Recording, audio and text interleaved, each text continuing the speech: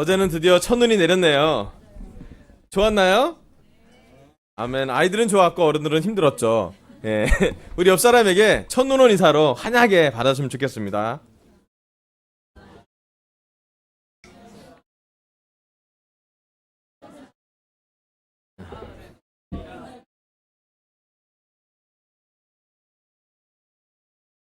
아멘. 저는 눈이 오면 두 사람이 걱정돼요. 너무 좋긴 한데 우리 공익근무로 구로구에서 분리수거 쓰레기를 담당하시는 우리 김정은 군이 눈앞에 이렇게 뭐 쓰레기를 줄 생각에 또 마음이 짠하고요. 그리고 또 눈이 오면 우리 현식 형제가 이렇게 배달 같은 걸 하는데 안전할까 좀 비가 오거나 눈이 오면 생각이 듭니다. 그래서 좋은 건 너무 좋은데 또 어떤 건 되게 양면이 있는 것 같아서 놀랐던 생각이 들었습니다. 오늘은 우리 하반기 특별연금이 있는 날이었습니다. 특별연금 잘 하셨어요? 아멘. 혹시 미처 준비를 못 하신 분 있으면 저 뒤에 약정서를 준비해 놨으니까 여러분 하시면 좋겠고요. 더 중요한 건 액수보다 마음이란 생각이 들어요. 우리 모두 특별하게 하나님께 강서교회를 위해서 또 특별히 강서교회 팀과 캠퍼스를 위해서 마음을 많이 합쳐주고 격려해 주면 참 좋겠습니다. 내년에는 특별히 그래서 팀 미니스트리를 만들 생각이에요. 아멘. 만들어야만 되는 상황이 되기도 해요. 근데 하나님이 인도하시는 우리 강서교회 숫자는 많지 않지만 팀 미니스트리를 준비하려고 합니다. 아멘. 자, 오늘은 말씀을 준비하도록 하겠습니다. 성령을 쫓아 사는 삶, 오늘은 두 번째 말씀을 나눕니다. 틀에 박힌 일상에 대한 말씀을 나눌 건데요. 잠깐 넘겨주세요. 이 야생 기러기 와일드 체이즈, 성령을 쫓아, 와일드 구즈가 성령이라는 뜻이기 때문에 성령을 쫓아서 삶에 대해서 말씀을 나누겠습니다. 다음 슬라이드 넘겨주세요. 슬라이드 넘겨주세요. 네. 요한복음 3장 8절에 보면 바람은 불고 싶은 대로 분다. 너는 그 소리는 듣지만 어디에서 와서 어디로 가는지는 모른다. 성령으로 태어난 사람은 다 이와 같다. 아멘. 네. 성령으로 태어난 사람은 마치 그 바람이 어디서 가서 어디를 모르는 것처럼 계속 하지만 느낄 수는 있잖아요. 그죠? 어디로 갔다 어디로 바람이 부는지 있으니까 계속 성령을 쫓아서 우리가 잘 영적으로 잘 살았으면 좋겠습니다. 갈라디아서 5장 25절에 보면 우리는 성령으로 삶을 살았으니 우리는 성령이 인도의 짐을 따라 살아갑니다라고 합니다. 아멘. 우리가 지속적으로 구원을 이뤄가기 위해서 한 번으로 성령을 따라한 게 아니라 지속적으로 성령을 쫓아서 성령님이 인도하시는 대로 우리는 따라 살아가야 할 것입니다. 또 데살로니가 5장 19절 보면 성령을 소멸하지 말라고 나옵니다. 아멘. 다음 장면 좀 넘겨주세요. 넘겨주세요. 예. 그래서 마치 야생성을 잃어버리는 호랑이나 이런 코끼리가 되지 않게끔 우리가 성령님이 우리 안에 있고 자유롭게 우리가 성령님을 그 바람을 따라갈 수 있도록 준비해야 되는데 성령님을 막아치는 성령님을 소멸하게 하는 성령님을 막는 빗장 6가지를 하나씩 풀어보려고 6주 준비하고 있습니다. 첫째는 지난주에 과대한 또는 과소한 책임감에 대해서 이야기를 했고요. 오늘은 틀에 박힌 일상, 다음 주는 가정 또는 추정에 대해서, 그 다음 주는 죄책감에 대해서, 5번째는 실패에 대해서, 6주차는 두려움에 대해서 성령님이 우리를 인도하시는데 우리를 좀 이렇게 막아서는 빗장들을 하나씩 풀어보겠습니다. 여기 있는 단어 여러분들 좀 친숙하시죠? 예, 잘 얘기하지 않는 건데 오늘 좀 우리 이번 이 11월과 12월은 잘 드러내서 성령님이 우리를 인도할 수 있도록 해봤으면 좋겠습니다. 아멘. 다음 세대. 오늘은 그래서 틀에 박힌 일상을 벗어나자는 게 주제예요. 다음 그림 하나 보여주세요. 보이시나요? 예. 그 제목이 다람쥐 쳇바퀴의 마력이란 게 그 책 제목이에요. 예. 다람쥐가 열심히 달려요. 그죠? 정말 열심히 달리지 않습니까? 근데 제자리에요. 예. 여러분 우리한테 반복되는 일상이 있지 않습니까? 예. 여러분한테 어떤 일상이 반복되는 일상이에요? 아멘. 예. 예. 직장인들은 출근하는 거, 학생들은 학교 가는 거, 우리 결혼부 자매들은 밥하는 거, 그죠? 예. 여러분 때로는 반복적으로 일상적으로 사는 게 우리의 삶일 수도 있어요. 예, 그게 또 우리의 인생일 수도 있습니다. 나쁜 것만은 아니에요. 근데 중요한 건 반복되고 틀에 박힌 일상을 살다 보면 하나님을 못 볼 때가 많다라는 거예요. 우리의 일상에 막 지쳐 살다 보면 하나님도 우리처럼 쪼그라들 때가 있어요. 우리의 바쁜 일상에 또는 우리의 틀에 박힌 일상에, 우리의 틀에 사실 하나님은 갇혀있을 분이 아닌데 우리도 모르게 우리의 삶으로 하나님을 제한시킬 때가 있어요. 성령님도 마찬가지예요. 예수님도 마찬가지입니다.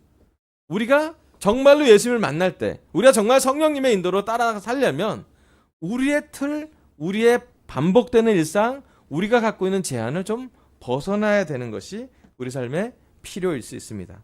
우리 함께 출애굽기 3장 1절부터 5절을 읽도록 하겠습니다. 출애굽기 3장 1절에서 5절입니다.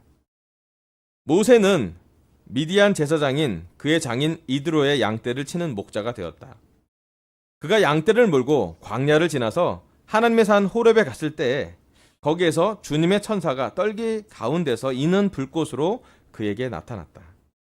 그가 보니 떨기에 불이 붙는데도 그 떨기가 타서 없어지지 않았다. 모세는 이 놀라운 광경을 좀 더 자세히 보고 어째서 그 떨기가 불에 타지 않는지를 알아보아야 하겠다고 생각하였다. 모세가 그것을 보려고 오는 것을 보시고 하나님이 떨기 가운데서 모세야, 모세야 하고 그를 부르셨다. 모세가 대답하였다. 예, 제가 여기에 있습니다. 하나님이 말씀하셨다. 이리로 가까이 오지 말아라. 내가 서 있는 곳은 거룩한 땅이니 너는 신을 벗어라. 아멘.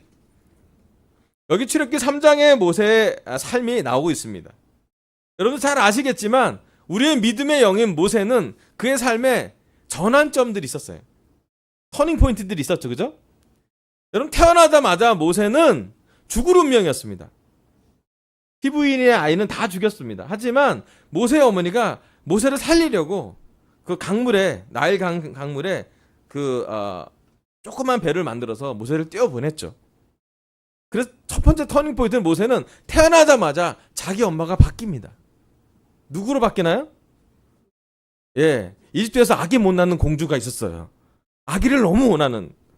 근데 그 공주가 갑자기 나일 강가에서 나오는 아기를 보고 이 아기가 이 아기를 키워야겠다는 영감을 주었고 모세는 히브리 사람이었지만 이스라엘 사람이었지만 이집트의 왕자로 자라게 됩니다.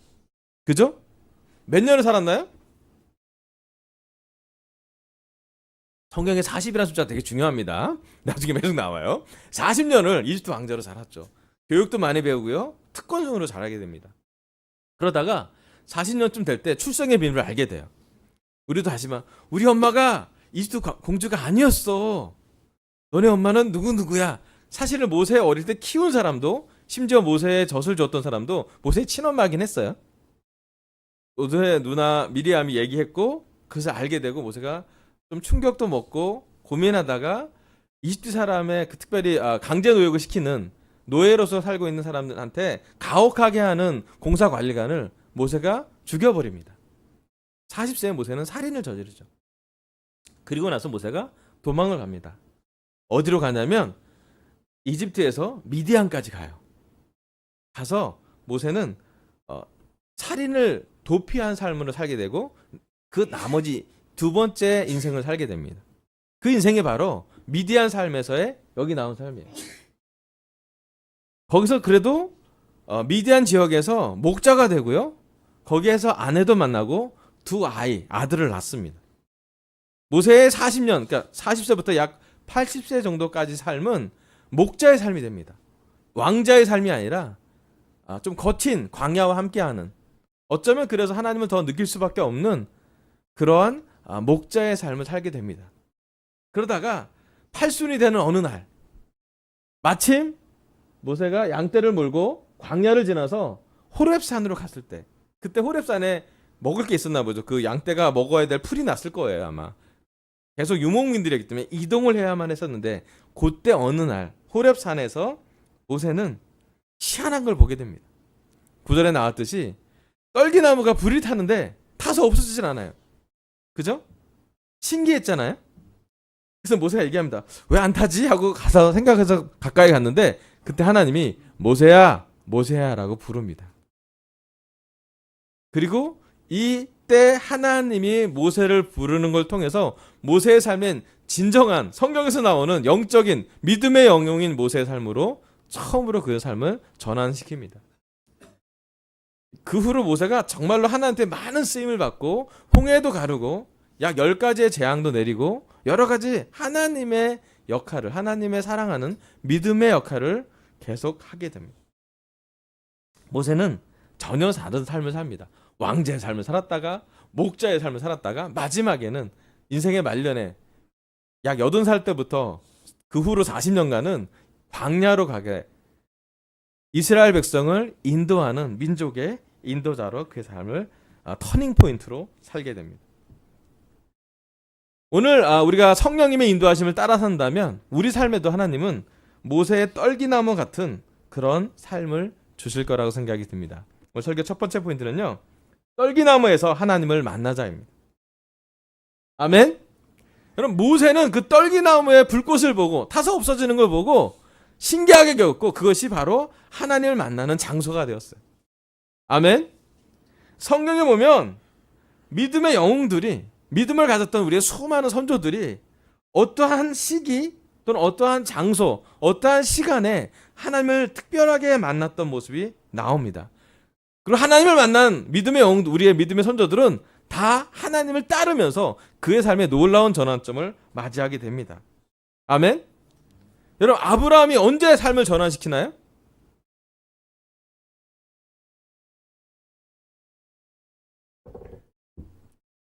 막 드라마틱한 시간은 아닌데 아브라함이 하란을 떠납니다.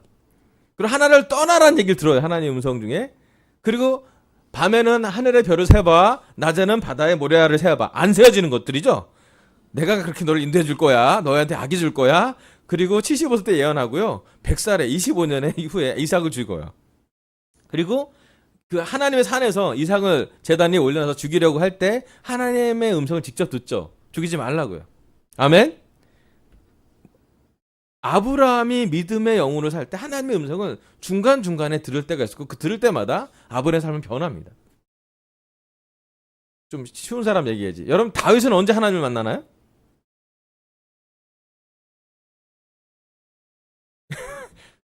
예, 시편 읽어보시면 다윗은 낮에도 만나고 밤에도 만나요. 아멘. 목자를 살면서 양을 보면서 많이 만나요. 근데 격정적으로 하나님을 만날 때 뭐냐면 사자나 곰이 양을 물어갈 때 다윗이 지팡이를 던지면 맞춥니다. 그죠? 그리고 만나요. 내가 왜 맞췄을까? 하나님이 도우심이라고 느껴요. 가장 최고의 격정적일 때는 골리앗을 만났을 때. 다른 사람은 다 골리앗을 두려워하고 이스라엘 사람들이 막 사울 왕부터 요나단까지 다 두려워 못 싸우겠어 그러고 있던데 다윗은 왠지 두렵지 않네? 왜 그랬지? 하나님인가 보다. 하나님 이름으로 싸우고 물매 5개를 다 준비해. 5장군 다 죽이려고. 그리고 한 번 던졌는데 골리앗이 쓰러져 죽었잖아요. 그죠? 원샷 원킬. 하나님만 할 수 있는 일. 하나님을 느끼죠. 그죠? 다윗이 골리앗을 죽인 후에 그 삶이 또 변합니다. 어느 시간 지나서 또 물론 수많은 고난의 시간을 겪고 다윗은 하나님의 사랑하는 하나님의 마음을 닮은 사람으로 이스라엘을 인도하는 왕이 되기도 하죠. 더 쉬운 예를 들어볼게요. 여러분, 야곱은 하나님을 언제 만나나요? 여러분, 야곱은 돌베개에 잠자다가 갑자기 이게 하늘에 층계가 서 있고 천사들이 오르락 내리라는 걸 보고 경험합니다. 돌베개에서 자다가 깨어보니 여기 하나님이 계셨구나 라고 그가 하나님의 임재하심을 경험합니다. 그럼 베드로는 언제 예수를 만나나요? 예, 어부인데 밤새 한 마리를 먹놨다가 밤새고 왔는데 막 지쳐있는데 예수님 설교를 듣고 공교롭게도 그게 베드로의 배였고요. 설교를 예수님이 침 튀기는 걸 들으면서 반응해서 내가 한 번 더 낚아 보겠습니다. 낚아고 난데 너무 많이 낚아져서 저는 죄인입니다. 저를 떠나주십시오. 아니 넌 날 따라와라. 그래서 따라가면서 따라갔더니 바로 자기 장모님의 열병을 고쳐주기도 하고, 그죠? 예수님을 느끼죠. 예수님을 따라 나서면서 베드로의 삶은 또 너무 변합니다. 그죠? 그럼 바울은 다마스쿠에서 사람들 핍박하러 갔다가 그리스도인들을 핍박하러 갔다가 눈이 멀게 됩니다. 더 드라마틱하게 하죠. 안 보이게 합니다. 하나님이. 그리고 얘기해요. 왜 나를 핍박하느냐? 사울아 사울아 왜 나를 괴롭히느냐라고 얘기 듣고 나서 바뀝니다. 모세에겐 떨기나무가 있듯이 사도 바울은 다마스쿠스로 가는 길이 그의 삶에 하나님 예수님을 만나는 시간이었어요. 여러분 마르다, 마리아, 나사로 가족 아시죠? 그들은 예수님의 놀라운 능력을 어디서 경험했나요? 예. 그럼 나사로가 다시 죽었다가 다시 깨어난 다음에 나사로가 영적으로 스트러글 할 때면, 영적으로 갈등되면 그의 무덤에 가보지 않았겠습니까? 그잖아요? 내가 여기서 죽었었는데 내가 죽어서 내 여동생 마르다, 마리아가 너무너무 울었는데 마리아하고 마르다가 의심이 생기거나 마음이 지치면 왠지 거기에 가봤지 않았겠습니까? 내가 여기서 뭐 했는지, 내가 여기서 무엇을 봤는지. 여러분 많은 제자들이, 예수님을 따르던 제자들이 갈릴리 바닷가를 갔을 거예요. 왜? 거기서 예수님을 만났거든요. 그리고 나서 그들의 삶이 완전히 바뀌었습니다.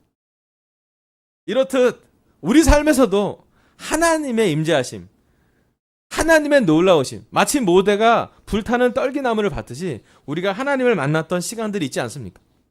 아멘? 우리 강서교회 제자들은 언제 하나님을 만났습니까?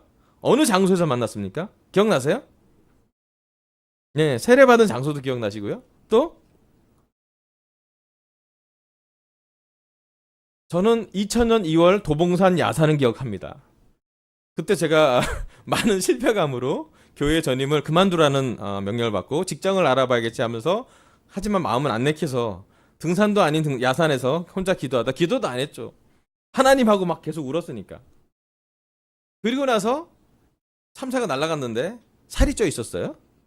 저 사람들은 왜 살이 쪘니? 하고 한 100m를 더 가봤는데 민간 단체에서 이렇게 구호물차로 이렇게 마른 옥수수 알 뭐 이런 거 막 갖다 놓고 참새가 너무 잘 먹고 있는 거예요. 그걸 깨달았죠. 내가 전임을 그만두려도 하나님이 나를 잘 인도하실 거다 하고, 처음에는 하나님하고 말이 안 나는 기도하다가 나중에 꺼이꺼이 울면서 제가 회개할게요 하고 기도가 났어요. 그때 성경 구절이 와닿았어요. 참새 2마리도 키우는데 너 못 챙기겠냐 왕씨가? 라는 마음이 와닿았어요. 제가 동경에 신주교의 한 조그만 야외 장소에서 꺼이꺼이 하고 또 운 적이 있어요. 하나님 왜 저한테 짝을 안 주시나요? 저한테는 짝도 안 주고 병만 주시나요? 온몸에 가려움증이 주는 진마시라는 고통을 주고 왜 난 여기에 있게 하나요? 너무 외로워서 너무 극에 달린 절망감을 그때 제가 시편 32절 4절을 읽었어요. 여호와 안에서 내 기쁨을 찾아라. 그가 내 마음의 소원을 주어줄 거라고. 그래서 여호와 안에서 기쁨을 찾기를 결정했고, 기쁨이라고 얘기된 조이스라는 자매랑 저는 결혼하게 됩니다. 그땐 몰랐죠, 그 구절에 그런 의미인지. 이후에 와닿았어요. 너무너무 힘든데 왠지 말씀에 어느 시간에 하나님이 저와에게 함께 한다는 걸 느끼는 시간이 있었어요. 그래서 저는 사실은 그런 시간과 장소로 가는 걸 너무 좋아해요. 제가 동경을 가면 사기노미 회관이라는 데를 가봅니다. 거기 왜 갔냐면 그때 제 아내 스테디 파티하는 장소거든요. 제가 울면서 기도했던 그 신주쿠의 한 카페 같은, 노천 카페 그 같은 그 베커스라고 우리 표현하는 그 앞에 공용 같은 데인데 거길 갑니다. 왜냐면 거기 내가 울면서 많이 기도했거든요. 한국에 가서는 한강에 자주 갑니다. 많이 가서 울었어요. 저기 잠실 살 때는 석촌호수를 자주 갔어요. 가서 바람이 부나 비가 오나 눈이 오나 석촌호수 기도했던 것 같아요. 하나님 나는 어떻게 살아야 되나요? 싱글 때 많이 기도했던 기억이 나요. 한강에서도 기억이 많았어요. 흐르는 강물을 보면서 아이고 어떻게 살아야 되지? 그런 기억이 나요. 근데 모든 그 기억에는 마치 떨기나무에서 하나님 만난 것처럼 제가 힘들 때 하나님을 찾았던 그 장소와 그 시간과 그 기도와 그런 마음이 있었어요. 여러분 성령님을 쫓아 살려면 첫 번째, 반복적인 틀에 박힌 일상을 벗어나기 위해서 하나님이 인도하시는 모세의 떨기나무 같은 곳에서 하나님을 만났으면 좋겠습니다. 아멘. 여러분 바쁘시지 않아요? 여러분 일상이 바쁘지 않나요? 여러분 캠퍼스 바쁘지 않아요?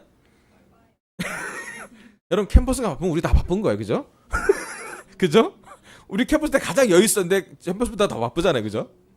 저기 승환이랑 형남이 바쁘죠? 윤희 키우기가 쉽지 않을 거예요. 아마 바쁠 거예요. 기저귀 갈아야죠, 먹여야죠, 우르르 탱겨줘야죠. 우리 바빠요. 하지만 때로는 우리가 바쁘기 때문에 하나님과 보내는 아주 조용한 시간.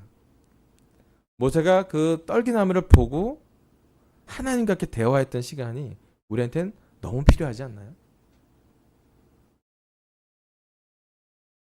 그럼 반복적인 일상을 살다 보면 뭐 좋긴 해요. 일정하기도 하고요. 하지만 하나님을 느끼는 시간은 너무나 필요한 것 같습니다. 저와 함께 떨기나무에서 하나님을 만나기로 결정했으면 좋겠어요. 하나님과 조금 특별하게 시간을 보내기로 계획도 짜보시고요. 여러분이 회개했던 특정한 장소가 있다면 만드시고요. 여러분 1세기 사도들은 어딜 가든 어느 도시를 가든 기도처부터 찾았어요. 바울이 빌립보에서 기도처를 찾다가 만난 사람이 리디아 알죠? 루디아 자색 옷감 장수. 그 후로 바울은 터닝 포인트를 갔습니다. 빌립보에서 헌금을 너무 많이 보내줬어요. 그래서 마게도니아 지역의 헌금을 막 칭찬하기도 하고요. 고린도 교회 자랑도 하고요. 그 헌금으로 제2차, 제3차 선거 여행을 사도 바울은 갈 수가 있었어요. 사도 바울은 기도처를 지켰던 사람이고 기도 시간을 지켰던 사람이었어요. 그리고 우리 강서 제자들도 바쁜 일상에서 조그만 시간을 내서 하나님과 보내는 특별한 시간을, 우리의 떨기나무 시간을 만들었으면 참 좋겠습니다. 아멘. 두 번째는 마가복음 9장 2절에서 5절입니다. 그리고 엿새 뒤에 예수께서 베드로와 야고보와 요한만을 데리고 따로 높은 산으로 가셨다. 그런데 그들이 보는 앞에서 그의 모습이 변화했다. 그 옷은 세상의 어떤 빨래꾼이라도 그렇게 희귀할 수 없을 만큼 새하얗게 빛났다. 그리고 엘리야가 모세와 함께 그들에게 나타나더니 예수와 말을 주고받았다. 그래서 베드로가 예수께 말하였다. 라삐님, 우리가 여기에 있는 것이 좋겠습니다. 우리가 초막 셋을 지어서 하나는 라삐님을, 하나에는 모세를, 하나에는 엘리야를 모시겠습니다. 아멘. 두 번째, 예수님이 특별한 모습, 마가복음 9장에는 특별한 모습과 이벤트를 준비합니다. 베드로와 야고보와 요한을 데리고 어디로 가시나요? 높은 산으로 등산하십니다. 여러분 등산해 보신 적 있으면 한번 손 들어보세요. 난 등산해 본 적 있다. 있지 않겠어요? 다 등산해 보지 않겠어요? 여러분 높은 산 어디까지 가보셨나요? 설악산? 지리산? 한라산? 우와! 다 큰 산들이네요. 아멘. 저희는 우리 앞산이 제일 높았어요. 저희 앞산 1200이었어요. 기본적으로. 내가 1000m에 살기 때문에 정확히 우리 집이 998m라서 200m만 올라가면 해발 1200이에요. 얼음이 지금도 얼어 있을 거야 아마. 우리 동네 그런 동네예요. 여러분 높은 산의 질문. 왜 예수님은 베드로와 야고보와 요한만을 데리고 이 높은 변화산에 가셨을까요? 왜 갔을까요? 당시 예수님 되게 바빴잖아요. 이 변화산을 가려면 적어도 하루 정도, 낮 정도의 일정이었을 텐데 그 하루면 고칠 수 있는 문득병자가 얼마나 많았고 가르쳐야 될 말씀이 얼마나 많았으며 심지어 12명이 아니라 3명만 데려갔잖아요. 여러분 우리나라 대통령님은 북한산에 등장하는데 40명 기자가 따라가요. 그러지 않아요? 놀랍습니다. 백두산 갈 때 많은 사람들이 따라가. 오, 운집에 정상들이 두 정상이 서 있는데 그 뒤에 한 100명이 서 있어요. 근데 왜 예수님은 베드로와 야고보와 요한만을 데리고 높은 산으로 땀을 뻘뻘 흘리면서 올라가서 갔을까? 사실 뭐 정답은 없지만 한 가지 확실한 건 그게 예수님의 필요였을 거고요. 더 놀라운 건 베드로, 야고보, 요한의 필요일 수도 있었어요. 오늘 설교 두 번째 포인트는요. 변화산에서 예수님을 만나자입니다. 여러분 높은 산의 정상에서 예수님은 변하십니다. 어떻게 변하시나요? 모든 주부들의 빨래의 로망이에요. 거기 나오잖아요. 어느 빨래꾼이라도 할 수 없는 하얀색 빨래의 로망이 거기서 나오잖아요. 그죠? 그리고 예수님이 변하세요. 이렇게 흰색이라고 표현하는데 빛이 너무 강해서 눈을 뜰 수 없을 정도로 하얀색. 이게 베드로, 야고보, 요한이 봤죠, 그죠? 여기서 요한 나오잖아요. 요한계시록에 사도 요한이 기록했던 것 중에 예수님의 모습 하나 나오죠. 불꽃 같은 태양이 있는 분. 예수님의 진정한 모습이 어떤 모습인지 눈으로 육안으로 봤을 때 빛이 너무 나서 눈이 부셔서 쳐다볼 수 없는 분으로 예수님의 본래의 모습을 이야기합니다. 예수님이 사람들과 너무 많은 피로를 채웠고 말씀을 나눴고 복음을 전했지만 이 시간은 특별히 변화산에서 변화해서 시간을 보내야 될 필요가 있었어요. 그리고 누구랑 대화하나요? 네. 왜 모세랑 엘리야랑 대화했을까요? 네? 친하니까 맞아요. 예. 아마 이러지 않을까요? 모세하고 엘리야는 예수님을 좀 알아보지 않았겠습니까? 천국에서 내려와서 예수님 너무 격려주지 않았겠어요? 예수님 너무 놀랐습니다. 조금만 참으세요. 베드로, 야고보, 요한 개념 없습니다. 참으세요. 베드로가 막 천막사슬 지을게요 하나님. 예. 베드로가 어떻게 모세인 줄 알고 베드로가 어떻게 엘리야인 줄 알고 기록해놨을까요? 그 당시에 모세가 사진을 넣는 것도 아니고 아마도 대화 내용을 보니 홍해 얘기도 했었던 것 같고 850대 1 싸움도 얘기하고 아마도 그 안에 예수님이 모세와 엘리야의 대화가 필요했던 것 같아요. 심지어 나중에 세 명은 하나님의 음성 듭니다. 너희는 그의 말을 잘 들으라고요. 아멘. 변화산에서 산 정상에서 변화된 예수님을 보고 온 예수님의 세 명의 제자들은 예수님의 본 모습을 알게 됩니다. 인간의 모습뿐만 아니라 살아계신 하나님의 아들의 모습이요. 어느 빨래끈을도 할 수 없는 하얀 모습이요. 너무 눈이 부셔서 직접 대변할 수 없는 정도의 빛을 가진 분이죠.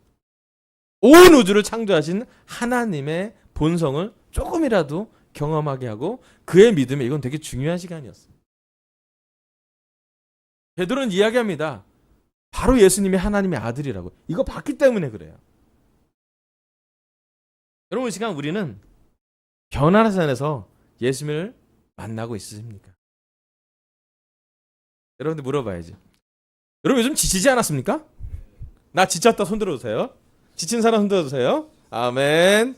아멘. 환영합니다. 웰컴 투 지친이들. 예수님 얘기해요. 수고하고 짐진 모든 지친 사람들아 누구한테 오라고? 예, 예수님한테 오래요. 예수님의 짐은 매기 쉽고 예수님의 멍에는 같이 매기 때문에 예수님이 많이 지어준대요. 근데 질문, 여러분 예수님은 우리의 지쳤음에도 불구하고 여러분 예수님을 자주 만나시나요? 특별히 여러분이 만난 예수님은 산 밑에서의 예수님입니까? 아니면 산 위에서의 예수님입니까?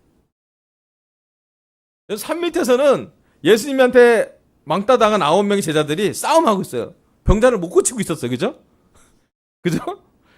왕따 당한지 왕따를 했는지 모르겠지만 예수님과 3명은 베드로, 야고보, 요한은 예수님과 함께 특별한 시간을 보낼 때 사실은 산 밑에서는 나머지 9명의 제자들이 아들을 이렇게 병 있는 걸 잘 낫지 못하게 하는 것을, 믿음이 있어도 잘 안 되는 걸 경험하게 하십니다.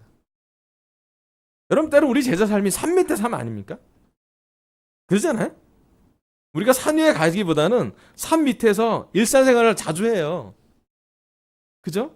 마치 그 예수님이 빠진 9명의 제자들 삶처럼 문제 있는 것과 해결 안 되는 문제를 산적하면서 우리는 살고 있지 않습니까? 아멘. 사실은 변화산에서 예수님을 만날 필요가 우리에겐 너무 크게 있습니다. 우리 출애굽기 20장 8절 잠깐 볼게요. 출애굽기 20장 8절이요.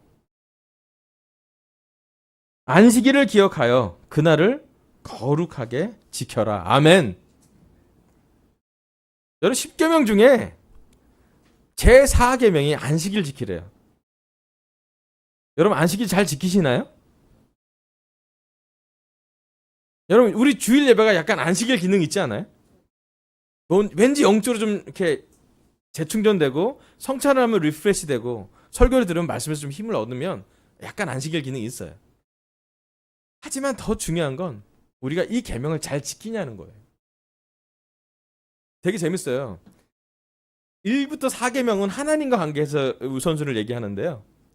4계명을 지켜야 1, 2, 3계명이 지켜져요. 나 외에 다른 신을 두지 마라. 언제 생각해요? 안식할 때 생각하는 거예요. 그죠? 우리 하나님을 묵상하는 시간, 쉴 때 가능한 것 같아요.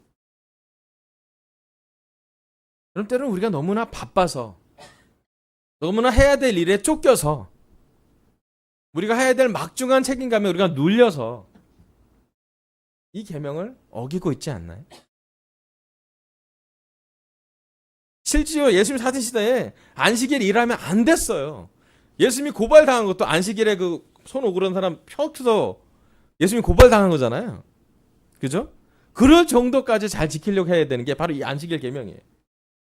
안식일에 노동하면 안 되기 때문에 노동의 규정을 뭐 몇 미터를 500m 이상 걸으면 노동이라고 얘기해서 걸으면 이렇게 얘기 있어요. 그런데 그렇게 율법적으로 될 필요는 없지만 안식일의 목적은 쉬면서 하나님과 시간 보내라는 거죠.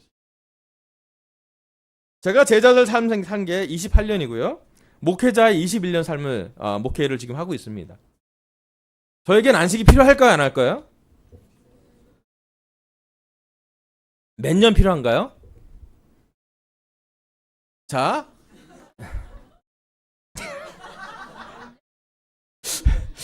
네, 제가 여러분 제가 몇 년 쉬면 성경적으로 구약의 기준으로 신약은 좀 다르지만 구약의 기준으로 나는 몇 년 쉬어야 될 보장이 돼 있어요. 예, 적어도 최하 3년이에요. 그죠? 6년 플러스 1년이니까 21년 했으니까 저는 3년 초과 근무 중이에요. 맞죠?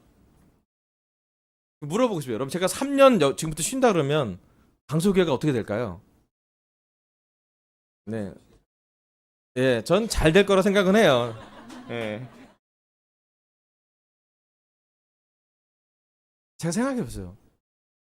우리나라 정서 중에 하나가 일 안 하고 열심히 일하는 게 미덕일 때가 있었어요. 그죠? 특별히 70년대는 우리 어머니 아버지 때는 일 안 하고 열심히 일하는 걸 경제 발전의 산업 여건을 하고 미덕일 때가 있었어요.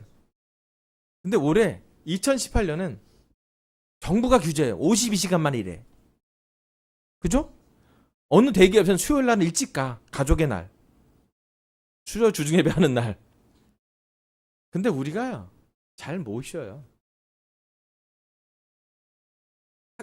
기업에서 52시간 일할 정도 일을 주지 않을 뿐더러 무슨 52시간이야? 100시간 일 주고 50시간 일하래. 뭐 하자는 거지? 이런 생각이 들 정도로 어렵죠? 하지만 여러분 변화산에서 예수를 만나는 건 우리한테 정말 중요한 필요입니다. 그림 좀 넘겨주세요. 기억나세요? 이날? 우리 양화 그쪽 가서 한강 시민공원에서 야외예배 드렸잖아요. 아멘. 여러분 그때 좋지 않았어요?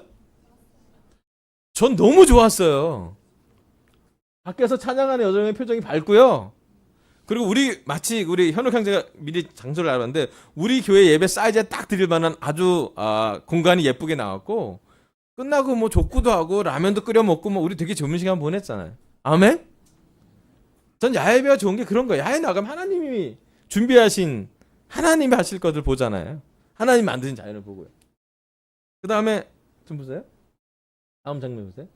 제가 올해 7월에 여러분이 시간을 줘서 약 2주 정도 미국을 다녀옵니다. 되게 놀라운 건 뭐냐면 미국을 저기 동부로 저기 버지니아 쪽으로 워싱턴 DC 쪽으로 가서 중간에 신시내티를 경유해서 LA 서부까지 동부부터 서부까지 이렇게 횡단하고 이제 지나왔죠.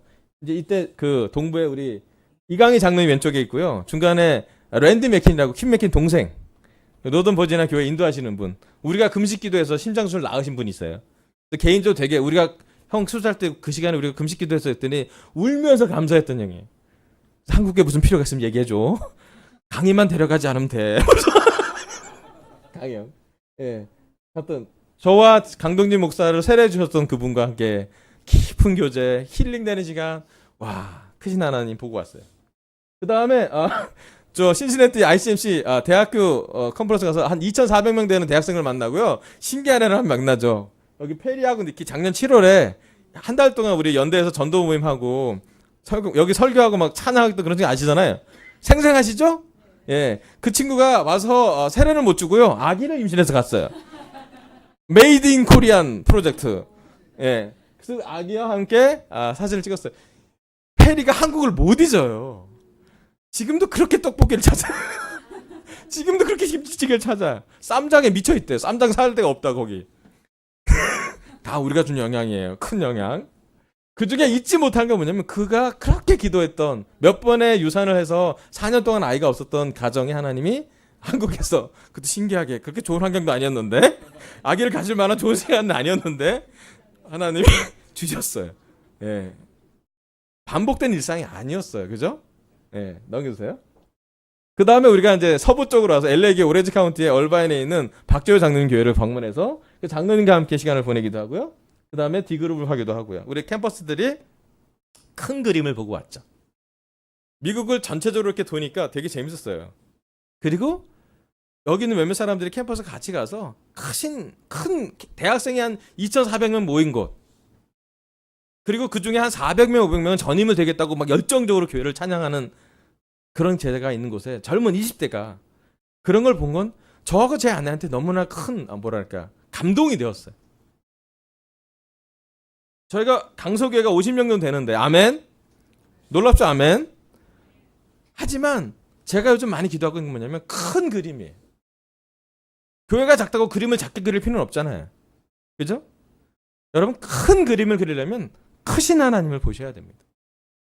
크신 하나님과 시간을 보내고 크신 하나님의 계획을 들으시는 게 중요하고, 크신 하나님이 주시는 말씀에 반응하면 좋겠어요. 그럼 베드로, 야고보, 요한이 변화산에서 예수님을 만나고 난 다음에 그의 삶이 진짜 믿음이 생깁니다. 이 사람이 사람이 아니라 하나님의 아들이구나. 이 사람이 삶과 죽음을 주관하는 창조주구나라는 것을 깨닫게 됩니다. 여러분, 우리 강사 제자한테 물어보고 싶어요. 여러분의 예수님은 변화하고 계십니까? 아니면 여러분의 문제도 해결하지 못하는, 우리가 가끔 만나고 말아야 되는 그런 여러분의 문제를 껴안고 있는 그런 상처투성의 예수님이십니까? 아니면 변화산에서 하얗게 변하신, 문제를 초월하신 능력의 하나님의 아들이십니까? 여러분, 변화산에서 예수님을 만나시길 바랍니다. 아멘. 마지막은 출애굽기 4장 1절에서 5절입니다. 출애굽기 4장 1절에서 5절. 그러나 모세는 이렇게 말씀을 드렸다. 그들이 저를 믿지 않고 저의 말을 듣지 않고 주님께서는 너에게 나타나지 않으셨다 하면 어찌합니까? 주님께서 그에게 물으셨다. 내가 손에 가지고 있는 것이 무엇이냐? 모세가 대답하였다. 지팡이입니다. 주님께서 말씀하셨다. 그것을 땅에 던져보아라. 모세가 지팡이를 땅에 던지니 그것이 뱀이 되었다. 모세가 그 앞에서 피하니 주님께서 모세에게 말씀하셨다. 너의 손을 내밀어서 그 꼬리를 잡아라. 모세가 손을 내밀어서 꼬리를 잡으니 그것이 그의 손에서 도로 지팡이가 되었다. 주님께서 말씀하셨다. 내가 이렇게 해서 이적을 보여주면 주 너의 조상의 하나님, 곧 아브라함의 하나님, 이삭의 하나님, 야곱의 하나님이 너에게 나타난 것을 믿을 것이다. 아멘. 불타는 떨기나무에서 모세가 하나님을 만나서 음성을 들었다면, 이제 모세가 실질적으로 이스라엘 백성을 인도해야 될 때 모세가 생각하기 시작했어요. 하나님이 나한테만 개인적으로 나타났기 때문에 증명된 게 아무것도 없잖아요. 그들이 주님께서 너에게 나타나지 않았다면 내가 어떻게 해야 되나요? 근데 하나님 뭐라고 얘기했나요?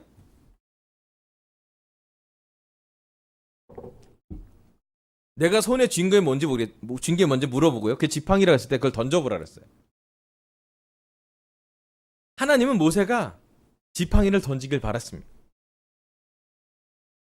제 세 번째 포인트는요, 우리 손에서 지팡이를 던져보자입니다. 그럼 40년 동안 목자였던 모세에게 지팡이는 어떤 의미일까요? 네? 목자에게 지팡이가, 우리 맨날 우리 시편 23편 설교 많이 들어서 아시잖아요. 예, 모세에게 지팡이, 목자에게 지팡이는 걸어다닐 때 의지할 대상이잖아요. 짚고직하니까. 그리고 무기이기도 하고요. 또 양들을 잘 인도할 만한, 툭툭 칠 만한, 따끔하게 얘기할 만큼의 그런 어떤 도구가 되기도 합니다. 모세에게 지팡이는 아주 손에 익은 것일 수도 있고요. 그리고 모세를 의지하게끔 하는 어떤 환경일 수도 있어요. 아멘. 자, 우리에게 한번 적용해 볼게요. 하나님이 모세에게 지팡이를 던지라 했다면 여러분 우리 손에 들려져 있는 지팡이는 무엇인가요? 여러분 삶에 익숙하기도 하고 때로는 의지하기도 하고 여러분 삶에 좀 익숙한 것이 무엇이 있나요?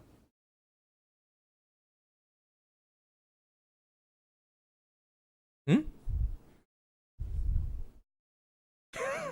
뭐라고? 어? 익숙하긴 하죠. 퍼스트 프린시플. 딱딱딱 지도 나오고 놀라운 곳이에요. 네, 성경 공부하는 툴이잖아요. 여러분 때로는요. 지팡이 되게 많아요, 우리한테. 하나님 말고 우리를 의지하는 사람은 우리의 가족일 수 있어요. 그죠? 때로는 남편, 때로는 아내, 때로는 우리의 부모님, 뭐 때로는 우리의 아이들이요. 가족을 던질 수는 없잖아요. 그죠? 두 번째는 우리의 직장일 수 있어요. 우리가 재정적으로 의지하는 것이 아마 우리 직장일 거예요. 오늘처럼 특별한 것 날에는 기도해봐야 됩니다. 우리가 정말 과부처럼 온 마음으로, 삭개오처럼 기쁜 마음으로 헌금하고 있는지 돌이켜봐야 돼요. 우리가 어떤 걸 계산해서 가고 있는지 아니면 진짜로 하나님께 기쁘게 베스트한 걸 드리고 있는지 생각해봐야 돼요. 그런데 어쩌면 캠퍼스에겐 학교일 수도 있어요. 학교 가면 지겹지만 그래도 학교를 의지하잖아요. 그렇잖아요. 약간 학교에 양면 있잖아요. 공부하기 싫지만 공부를 책은 들고 있어야 되잖아요. 뭐 이런 거 있잖아요. 책일 수도 있어요. 책 던지고 싶지 않아요? 우리 용준 형제한테는 수학책을 던지고 싶죠. 땅. 우리 정훈에게는 쓰레기 분리수거 봉투가 될 수도 있어요. 종량제 봉투라고 할 수도 있죠. 정말 집어 던지고 싶겠지. 실제로 집어 던질 수도 있고. 포인트는 뭐냐면 하나님이 모세를 만나면 손에 쥔 걸 좀 던지라 그랬어요. 그게 뱀이 되어서 기적이 행할 때 모세가 경험하게 해서 네가 나중에 백성들한테 얘기할 때 직접 한번 그렇게 똑같이 될 거라고. 너도 기적을 할 수 있어라고 얘기한 거죠. 그럼 우리 삶에 뭔가 변화를 원한다면 변화할 아웃풋을 원한다면 변화할 인풋을 줘야죠. 맞죠? 다음 슬라이드 하나 보세요. 자, 사고방식의 변화를 하려면 이 책에서 이렇게 주장합니다. 환경의 변화 플러스 속도의 변화를 주면 사고방식의 변화가 다운됩니다. 아멘? 여러분 영적으로 좋게 변하고 싶잖아요? 아멘? 그렇다면 여러분 변화를 주셔야 돼요. 환경을 변화시키거나 속도라도 변화시키라고요. 되게 거창하잖아요? 우리 안에 좀 적용해서 물어볼게요. 우리가 갖고 있는 지팡이를 던지는 것이 변화의 시작이 될 수가 있습니다. 제가 저도 지팡이를 좀 던져보려고 결정을 했어요. 다음 슬라이드 좀 넘겨주세요. 제가 합격했습니다. 제가 2년 동안 우리 강수교회를 설교를 했고 매주 설교하고 뭐 하잖아요, 그죠? 아멘. 그리고 제가 28년 동안 제자생활 살고 21년 동안 목회를 했는데 그 신학교 석사과정을 나오진 않았어요. 그래서 결정했어요. 올해 하나님이 큰 그림 중에 저를 강서로 포진시켜 주긴 하에는 우리 집에서 2km밖에 떨어지지 않은 한 대학교를 하나님 준비하셨다. 그리고 나서 그 대학교에 11월에 원서 접수를 했고 또 면접을 했고 합격증을 받았어요. 돈까지 다 냈어요. 아멘. 저의 지팡이를 던져봅니다. 어떤 지팡이? 성경 공부를 늘 하고 싶었어요. 물론 콰이타임도 너무 감사하고 매일매일 좋지만 신학적인 체계를 저도 잡고 어떠한 방향과 좀 깊이 있고 또는 구조적인 준비를 해서 여기 있는 강서 제자들에게 최고의 말씀을 전하고 싶은 마음이 제게 있었어요. 그럼 지난 2년 동안 최고로 안 했냐? 열심히 했어요. 아멘. 인정해 주세요. 근데 거기서 끝내서는 안 되겠더라고요. 같이 공부해보고 토론해보고 이 수업이 그냥 듣는 것만 아니라 계속 공부를 함께 하는 것이에요. 프로젝트가 되게 많아요. 우리의 뿌리 환원운동도 공부해보고 또 실제로 성경을 신학적으로 한번 다 봐야 될 필요가 있다는 생각이 들어서 결정을 했습니다. 이 결정에게는 돈도 들어가고요. 시간도 들어가고요. 마음도 결정을 해야 돼요. 네, 아버님 안녕히 가세요. 아버님 특별행금 잘하셨어요. 저에게는 뭔가 새로운 걸 시도해 봐야지 변화가 있다는 걸 배우게 됐어요. 첫 번째는요. 2017년 1월에 저희는 강소교회를 시작한 거잖아요. 아멘? 여러분 새로운 시작이 있으니 2017년 1월부터 지금까지 새로운 사람이 세례를 받거나 새로운 사람의 말씀을 듣거나 새롭게 우리가 움직여가고 있어요. 아멘. 이 자리에서는 캠퍼스도 있고요. 일산교회를 갔던 사람도 있었고 예전에 이 지역에 있었던 그런 제자도 있고 잠시에서 온 사람도 있고 여러 구성이 있어요. 아멘. 그래서 우리는 강소교회라는 하나의 정체성을 만들어가는 중이에요. 새로운 걸 시작해봤어요. 아멘. 그 다음에 작년 7월에 새로운 사람 불러서 캠퍼스를 한번 움직여봤고요. 뭔가 새로운 시도가 있었고 새로운 결과를 만들어냈어요. 아멘. 네, 올해도 우리 캠퍼스가 캠퍼스 스스로 계획을 짜고 캠퍼스 스스로 바이브톡을 만들고 캠퍼스가 계획을 짰어요. 강서만 아니라 분당이랑 저기 잠실과 같이 하기로 결정을 하고 지금 매주 캠퍼스 바이브톡을 하는데 지난주에 캠퍼스 바이브톡에 22명이 왔어요. 바이브톡 인도하는 태경이는 되게 긴장하면서 인도했는데 반응이 너무 좋았어요. 내가 한참 웃었잖아. 인도는 되게 재밌게 짧게 잘했는데 반응하는 사람들의 반응이 더 길었어요. 좋았어요, 저는. 좋았어요. 뭔가 투자를 바꾸면 인풋이 다르면 아웃풋이 다른 걸 경험해요.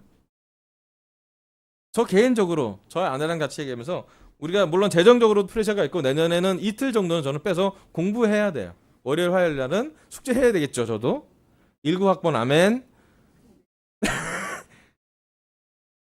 녹진 머리 안 헤어져요. 뭐 책을 봤는데 그 윗줄이 안 보여. 때로는 요즘 안경 써야 돼요. 이게 가까이 가면 안 보여 또. 그래서 아내랑 안경 맞추기로 했어요.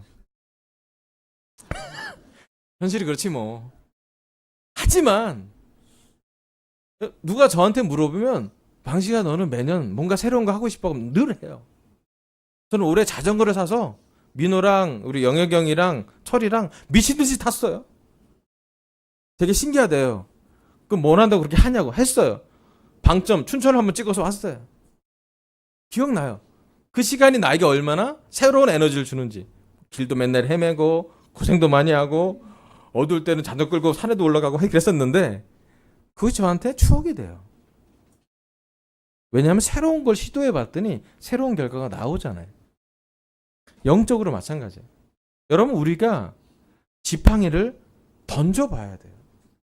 익숙한 걸 잠깐 벗어나서 꼭 해야 되는 틀에 박힌 일상을 조금이라도 떠나서 하나님과 특별한 시간을 만들어 보세요. 저처럼 거창하게 뭐 새롭게 tin학대학원을 등록하라는 그런 얘기는 아니지만 여러분이 할 수 있는 하나님과의 관계에서 터닝 포인트를 가져갈 만한 시간을 좀 보내보세요. 그러니까 여러분 집에 옥상일 수도 있고 여러분 집에 가까운 공원일 수도 있고 가까운 한강변일 수도 있고 아니면 야산일지 모르겠지만 높지 않은 관악산이라도 가셔서 마음을 한번 들여보시기 바라요. 제가 이 신학대를 가려면 차로 가면 한 4km 돌아가야 되고요. 직선으로 가면 2km밖에 안 되는데 산을 하나 넘어야 돼요. 그 산이 야산 봉제산이라는 데가 있어요. 거기 가면 자꾸 하나님 느껴져요. 이 참 재밌다 생각이 들어요. 여러분 우리 자신한테 여러분 자신에게 새로운 영적인 자극을 줘보세요. 새로운 장소에 가서 기도하셔도 좋고요. 좀 계획을 잘 짠다면 조금의 여행 자그마한 시간의 여행이라도 투자를 해서 가보세요. 여러분이 다른 환경에서 하나님을 만날 수 있도록 내 일상에 찌들어 있는 하나님이 아니라 온 우주를 창조하신 바다를 만드신 산을 만드신 구름을 흔드시는 눈을 내리게 하시는 봄, 여름, 가을, 겨울을 창조하신 하나님을 만나시길 바랍니다. 모세가 애굽 땅을 떠나기 위해서는 그런 하나님과 시간을 보냈어야 됐어요. 지팡이를 던져도 기적이 나오는, 바위를 때리면 물이 나오는, 매일매일 만나가 제공되는 그런 환경으로 그를 몰아갔습니다. 이집트 왕자가 더 편했고요. 미디안 목자가 더 편할 수도 있었어요. 이스라엘 사람 인도하는 거 쉽지 않은 일이었겠죠. 하지만 그는 이스라엘 사람을 인도한 사람이지만 더 놀라운 건 이스라엘 사람을 인도할 만큼 하나님과 깊은 교제를 했던 사람입니다. 누구보다도 겸손하다고 성경에 써 있고요. 모세와 하나님 관계가 이스라엘 사람에겐 십계명이라는 잊어버릴 수 없는 놀라운 것을 유산으로 준 사람입니다. 여러분, 오늘 시간 우리 강서 제자한테 물어보고 싶어요. 하나님이 여러분에게 지팡이를 던지라고 하면 무엇을 던지겠습니까? 어떻게 하나님과 시간을 보내겠습니까? 하나님과 시간 보내는 것이 우리 강서 제자들에게 최고 우선입니까? 오늘 특별한 금을 했습니다. 얼마나 특별하게 준비했습니까? 또 앞으로 얼마나 특별하게 하고 싶습니까? 우리 강서의 틴을 미니스를 만들기 위해서 우리는 어떤 희생을 할 수 있습니까? 이 모든 것들은 모세가 던졌던 지팡이로부터 시작했습니다.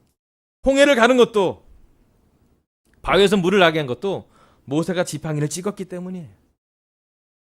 여러분, 우리 강서 제자들이 우리 손에서 지팡이를 던져보지 않으면 새로운 기적은 만들기가 어려울 수도 있어요.